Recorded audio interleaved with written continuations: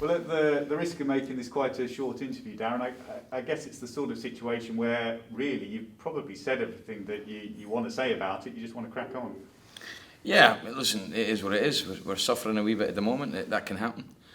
It's not just this league. We've had it before in the last couple of seasons. We went season before last 6 games without getting a win. So we've been in similar positions. We've got to make sure that we keep our standards every day in training. Keep sticking to our beliefs, keep making sure that we train well. It'll turn. I'm convinced of that. I'm convinced that we've obviously not had a very good opening, but we've just got to hang in there. And a win in the championship and even back-to-back wins in the championship makes a huge difference. It really does. So Saturday's a big game for us.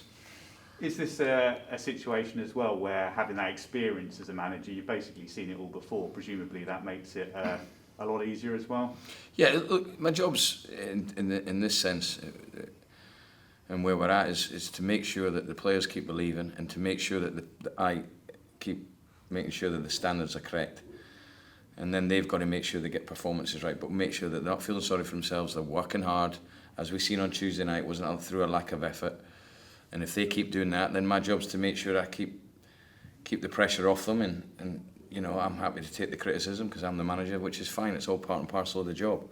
As long as I see my players keep doing what they're doing in terms of putting the effort in, I'm convinced with this group of players it'll turn. Yeah, and of course the C word, confidence, is so big, isn't it? It can disappear, but also you can get it back so quickly. It's just getting that first step. Yeah, Tuesday night there was nothing in the game for an hour. If anything, we were the better team. Certainly their goalkeeper had more to do. And that's the way it is at the moment. We get the goal first, we probably go and win, but it's all ifs and buts at the moment, and we can't keep having ifs and buts. We've got to do something in terms of results. Doesn't matter how so much we play on Saturday, it's about getting the win. But I've got a lot of confidence in the players, and we really do have to dig in at the moment. And I think we're probably due a break. We are at home, where our performances have been good. Our next 4 games, 3 are at home. I think that is important. We've always stressed, certainly in the last 2.5 years, that the home form is key, and it certainly was the last 2 seasons, and this season no different. Does it help perhaps a little counterintuitively that we know Birmingham are going to have lots of fans along at the weekend, therefore the atmosphere will be very lively one way or another? Is that a good thing? I hope so. Certainly if I was playing, and I'm looking forward to it, I think it'll be a great atmosphere. They'll fill the end, they'll bring 4,500. They sold them immediately, really. Big club. Started the season very well. I know they obviously had the defeat last night, but have started well. Strong physical team. Know exactly how they want to play and where they want to play. They'll play in your half. So there's certain things that we've had in certainly the last 2 home games that we'll have to contend with again. But really, it's about us being brave and moving the ball quick and giving them problems. Libo has done a good job, hasn't he? Only early days, but he's got them playing a really nice brand of football. Done an excellent job. Went in there, they were struggling, simplified it, knew the players he had, made them hard to beat, won some really, really tough, what would look on paper, results last season. And then obviously that brings confidence this season. Like I've said, they've started well, they play to their strengths, and they're very good at it. Up front, they're a handful. Djukovic, Hogan, Deeney possibly. Chong they've got from Man United, very energetic. But they all know what they're doing and they're well organised. Listen, it'll be a tough game. We know that, but I need to concentrate on us and how we're going to affect the game in terms of, especially with the ball. With the team news, Jack Marriott, where is he ahead of this one? So with Jack, he's got a scan at 4. We'll get the results hopefully tonight. I have to be honest and say it's not looking good. It looks like he's damaged his hamstring, and first initial opinion of it's quite a bad one. So we'll get confirmation tonight. Joe Randall has also got a bad injury. He'll be out for up to 10 weeks with a thigh problem. So we've got a couple of bad ones by the looks of things.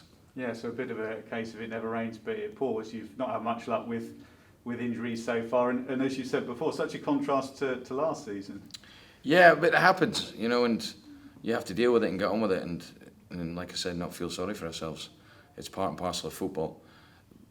The Joe Randall one was very avoidable in terms of it happened about a week ago and it wasn't reported, so that was an issue. Whereas Jack, 82 minutes into the game, he felt fine. We've got him as fit as possible. He's looking good. and it looks like it's another hamstring problem, a recurring one from when he did it at Sheffield Wednesday. So that is a bitter blow for both of them, really, and for us. Yeah, it's a hamstring for Jack. What's the exact prognosis for Joel? Thigh muscle. Yeah, and obviously particularly, well, frustrating for both of them, but Joel being new at the club as well. I know Jack's obviously new in some respects, but a young player just starting out. No, a blow for both. Joel for obviously just coming into the club and with big high hopes for him, and he's settled in really, really well with the players. You know, he does give me options in a variety of positions. So that is a real blow, and for him and us. With Jack, it's similar, because just a player that's just got back to what we thought was full fitness, looking sharp, looking like he linked up with Jono at times very well the other night. But I feel for the boy, for both of them, but Jack, because he's had injury problems. So I could be wrong. I'm hopeful. Hopefully I'm wrong, but it's certainly looking at quite a bad one for Jack. Yeah, and frustrating as well, where you spoke about the 4-4-2 and getting Jack and Johnson as a partnership, and seeing Sariki into the side as well on Tuesday night.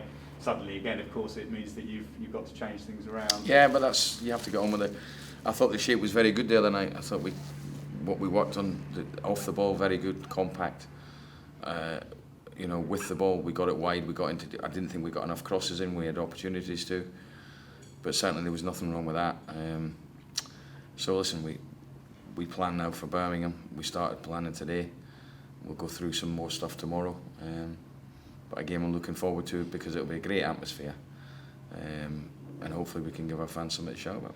More positive injury news. Jack Taylor coming off the bench on Tuesday night. Is he continuing to go in the right direction? He is. We've done some work with him, and my decision was based upon a long-term rather than a short-term decision. But we feel he's now ready to start, not just this weekend, but then we'd be ready to start, train, start. So he's sort of not stop-start, if you know what I mean. He's ready to go now, and that's a position we've not been in with him before, and that's what I felt. Not starting him on Tuesday would have the benefits long run, long term, as opposed to just that game. So yeah, we would now say Jack's ready to start. Yeah, we saw some glimpses as well of what we've been missing with his range of passing, and just his ability really to take the game by the scruff of the neck. No, I think I've spoken quite a few times. I've got 4 very good central midfield players, very good. Give me a bit of a headache at times to who I play, unless I play all 4 of them, of course. But yeah, and which is an option. So yeah, I've got some very good players in there, which is what we wanted, and Jack's one of them. Yeah, and it becomes a challenge, I suppose, to those players to start to build some partnerships and make those decisions tough to take as they're working well together. Yeah, it can be hard to make a partnership, because if there's such good quality, I may have to rotate them and freshen them up from time to time. But whatever I do, whether we play 2, 3 or 4 in there, they're all great lads and they understand the situation very well. And just to finish, you move on to the highest number of games managed for Peterborough at the weekend, surpassing Barry Fry. How does it feel to make that marker? Yeah, I'm proud to surpass the great Barry Fry. It's ridiculous, really, but obviously it's been over 3 different occasions, 3 occasions I've thoroughly enjoyed. Yeah, no, it's a fantastic. I'm proud of the achievement to manage so many games. And long may it continue. I feel good, feel fresh, feel very motivated with the challenge ahead. And I'm looking forward to adding to the number, hopefully. Yeah, and there's an argument to say in the modern era it's a rare achievement. I know you've done it over 3 stints, but basically it doesn't really happen. No, it doesn't. It's probably not going to, you would have thought, not get beaten, because of the way the longevity in managers is a lot rarer now. And like you say, it's not been done over 1 time, it's been done over 3. The chairman's been mad enough to bring me back the 3 times, so hopefully I can repay him.